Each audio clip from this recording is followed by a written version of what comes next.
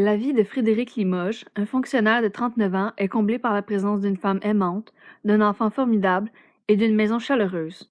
Mais son petit monde se retrouve bouleversé le jour où il est muté au service des archives à son travail. Situé au sous-sol de l'entreprise, Frédéric passera ainsi ses journées confiné, à être payé à ne rien faire. Cette situation lui deviendra rapidement insupportable, à tel point qu'il fera tout pour la dénoncer publiquement. Une quête qui finira par lui coûter cher.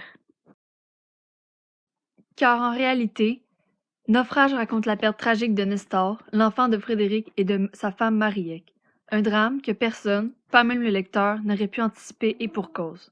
Frédéric a oublié son enfant dans la voiture en allant travailler et le retrouvera donc mort d'une insolation à la fin de la journée.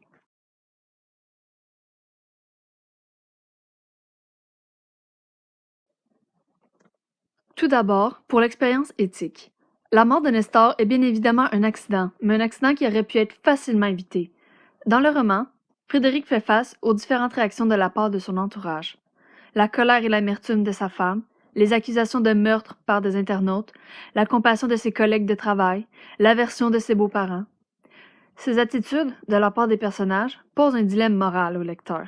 Comment réagir dans une telle situation? Qui a raison et qui a tort? Doit-on se sentir mal pour Frédéric ou au contraire mérite-t-il ce qui lui arrive? Toutes ces questions permettent au lecteur d'affiner son propre rapport à l'éthique et sur ses valeurs personnelles.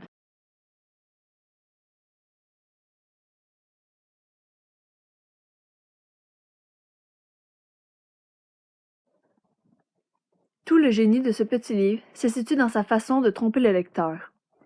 Tout comme Frédéric, le lecteur est tellement absorbé par ce qui se passe au service des archives qu'il en oublie l'existence de Nestor. Cet oubli est accentué par des éléments extérieurs tels que la couverture et le résumé, ainsi que par la trame du récit. Rien ne laisse présager de la tournure des événements.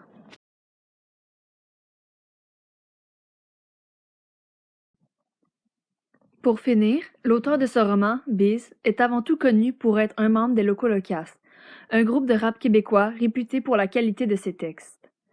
Cette qualité, on la retrouve facilement dans Naufrage. La plume de l'écrivain se démarque par sa description très imagée, l'utilisation du français québécois ainsi que de nombreux clins d'œil historiques et mythologiques.